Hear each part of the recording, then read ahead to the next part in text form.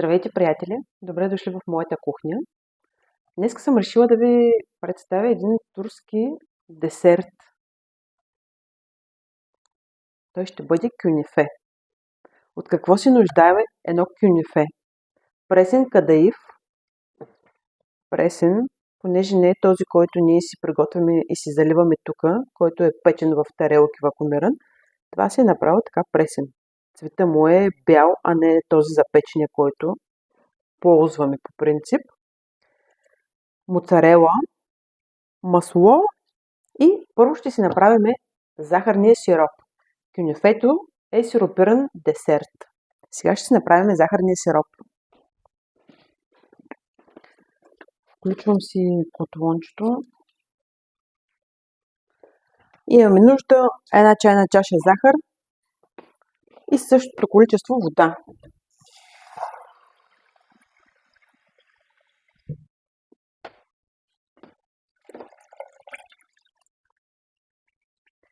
И след като е сварен сиропа, няколко капки лимонов сок, който ще си го сложим на по-късен етап. Няколко капки, просто малко, с цел да ни кристализира захарта. Това е идеята на сиропа. Разбърквам си само малко да ни се карамелизира на дъното захарта, понеже има и такава вероятност, преди да почне да се разтапи, да се захароса, да се карамелизира. И започваме с кадаифа. Понеже кадаифа е на цели лентички, цели ивички, не е много удобен за работа. Какво ще направим? Ще си го нарежем в чопър.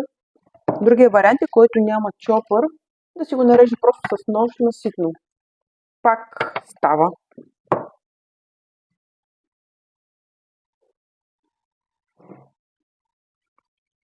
Накъсваме си го и си го слагаме просто чопър да ни го нареже. По-лесен става за работа.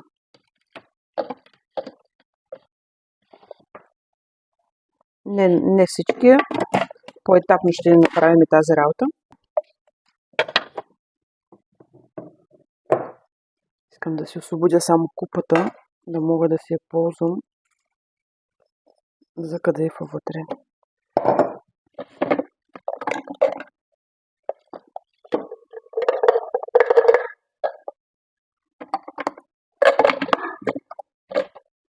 Просто това получаваме сега вече. Ето, когато е нарязан, как е цел? Ето го вече, когато е нарязан, си е надребнен, така да се каже. И така правиме с целия си кадаиф, с цялото количество кадаиф. Мен само, че сиропа искам да го разбъркам. Разбъркам си сиропа. И когато се разтвори захарта, когато почне да завира, си намаляме котлона. Хубаво е на по-слабичко да ври захарен сироп.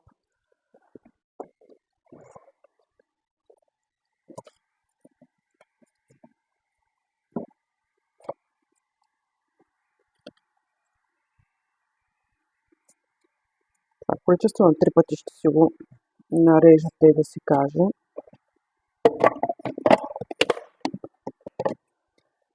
Няма опасност да стане на каша или нещо много да се наситни. Просто няма проблеми в това отношение.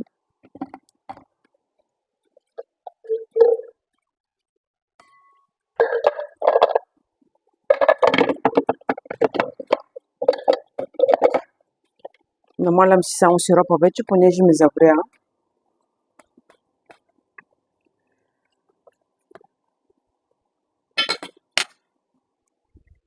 Четири 5 минути е необходимо на сиропа след завиране. Така. И последния кадаиф да си наситнем.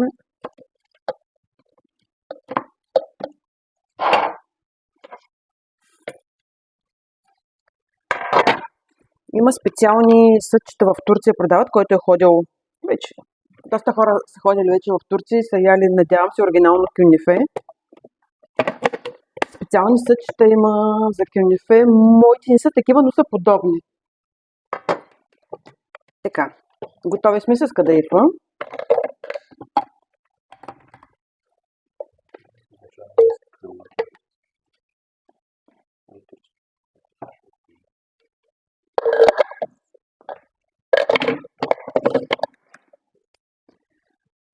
Така, какво означава кадайф на турски? Ангелска коса.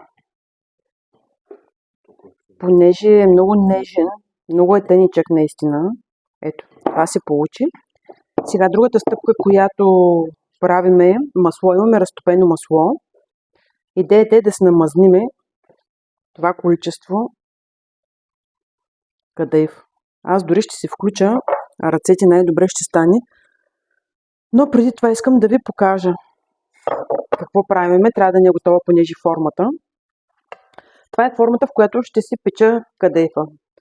Ако нямате такива формички, може да използвате тиган, може да използвате и тавичка. Когато е тавичка, може да се мушнете във фурната. Едновременно ще печете отгоре-отдолу, понеже аз ще си го приготвя на котлона, както се приготвя оригиналното кюнефе, което ще кажа, че когато ми се запече долу дъното, трябва да се обърна като палачинка кюнефето. Затова имам втори съд, в който ще направя именно тази процедура. И ще стане това. Дъното ми ще се обърне и ще се запечеме и другата страна на кюнефето. Така, сега трябва да ни е обилно намазана формичката. Обилно с масло. Затова ще я направя направо с ръка, ще се намажа, да съм сигурна, че ми е хубаво намазана.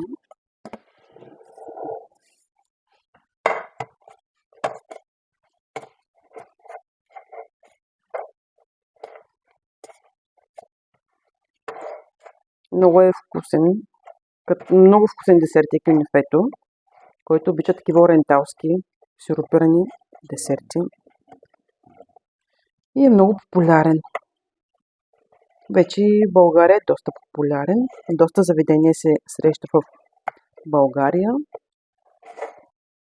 А откъде може да се снабдите с този въпросния пресен кадайф? Вече в почти всеки по-голям град има турски магазин. И във всеки турски магазин се продава. Ако не е пресен, е замразен, може да го намерите, открийте в фризерите на турските магазини. Не е проблем. Размразява се на стайна температура и си го ползвате. А и всеки трети вече българин ходи през уикенда да се пазари от Одрин или близките турски градове. Сега се намазняваме целият кадайф. Трябва да ни е много добре намазнен. Понеже когато имаме тесто, кори, в случая кадайф, се нуждаеме от количество мазнина, понеже мазнината пече тестото обикновено.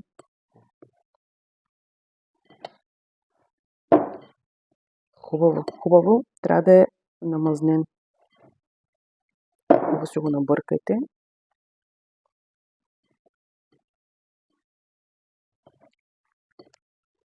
Пече се на по-слаб котлон, за да може температурата да стигне и до средата на кюнефето, понеже там ще бъде именно и сиренето. Продавате специални сирена, които не мисля, че се различават от моцарелата, която ние тук имаме в България. Аз ползвам дори моцарела. Това е, най-вероятно може и да има някаква разлика, но това е най-близкият вариант до оригиналното сирене за кюнефе. Понеже моцарелата след топлинна обработка много добре се разтича, става много разтеглива, тъй да се каже. И така, мисля, че сме готови. Това количество кадайф, искам само да си изключа сиропа, защото мисля, че вече... Айде още малко ще го оставим да си разстелиме кадайфа и ще го... Разделяме се количеството кадайф на 2. Долу горе. Идеята е едната половина да си наредиме, да си сложим цялото сирене и останалата половина да е върху сиренето. И хубаво си покриваме дъното, дори ще го притиснем.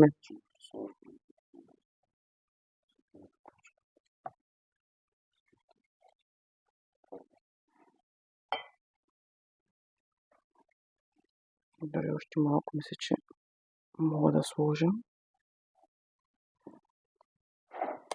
Не трябва да става много дебел пласт, трябва да е канапето, трябва да е тънко, да стане хрупкаво.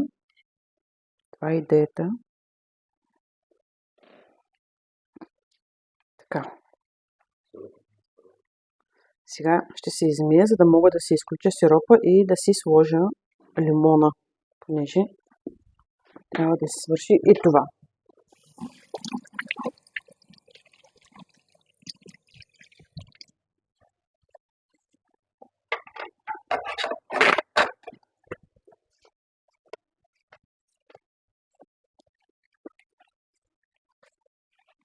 Така. Стискаме си лимончето.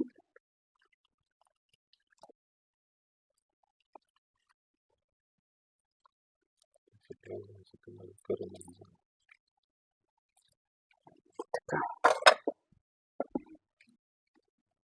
И го отстраняваме дори от съдчето. Така. И продължаваме. Сега какво ще направим? Ще си пресовам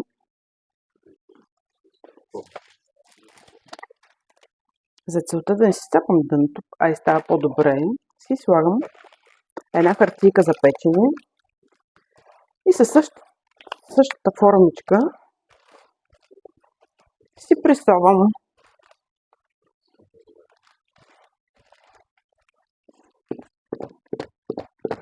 Така.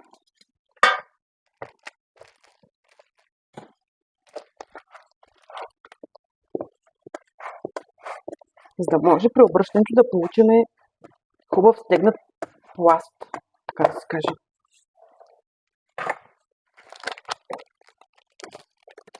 Така, мисля, че е добре. Сега си слагаме сиренцето, но идеята е един пръст от тръпчето на съда да остане чисто.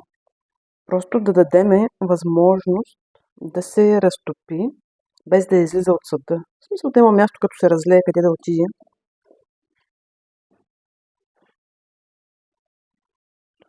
Мисля, че това ще е напълно достатъчно. И продължаваме с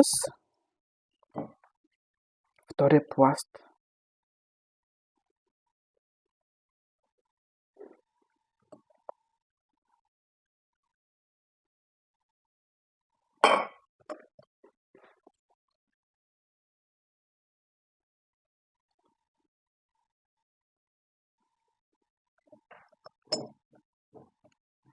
Да, мисля, че точно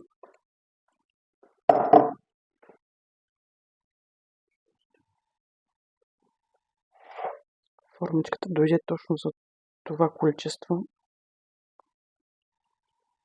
Не ви казвам грамажи тук, понеже в описанието на клипа всеки може да види всяка една рецепта.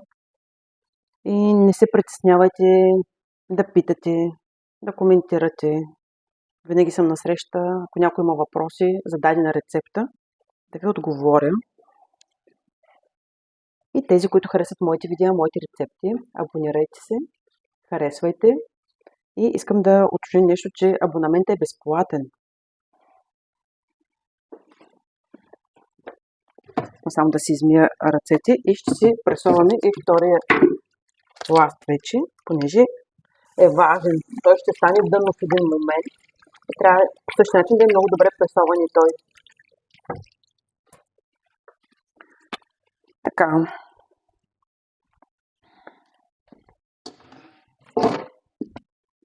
Вземаме си пак хартията и по същия начин си пресоваме.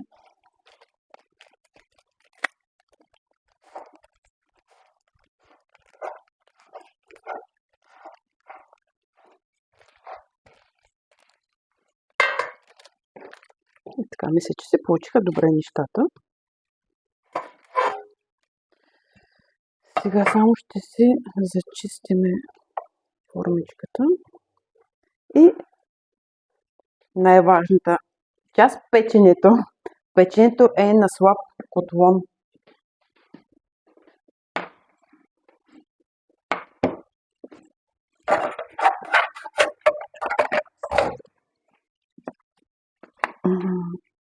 Включваме си първоначално само да си го загрееме. Така. И си го наблюдаваме.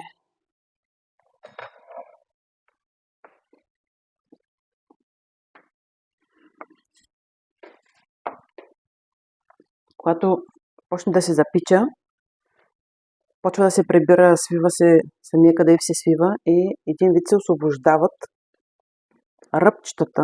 Сега е рано още. Освобождават се ръбчетата от формичката. Сега чувам го, че се загря. Идеята ми беше да загреем и съда по-набързо. И сега си го намалям. Значи от 9 степени ще си го направя поне на половина. Между 4 и 5.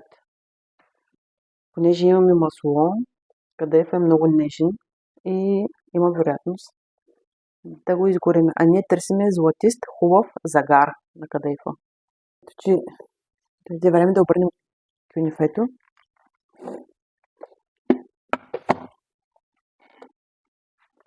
Кадайфът ни вече е спечен от двете страни. Понеже искам да го проверя за втората и затова си го обърнах така. Може да го върнем още 2-3 минутки, между другото. Когато имаш две форми, е удобно, защото може да се види всеки един момент да си видиш така. Оставяме го 2-3 минутки, но не повече, за още по-хубав загар. И ще си го обърнем след малко. Кюнефето мисля, че е готово. Дадах му 2-3 минутки допълнително. Мисля, че е направило. Няма да го държим повече. Да не го. Сега взимаме си едно черпаче, да можем да си го залеем с сиропа. Дали не черпаче, искам по-мъничко да си го заливам.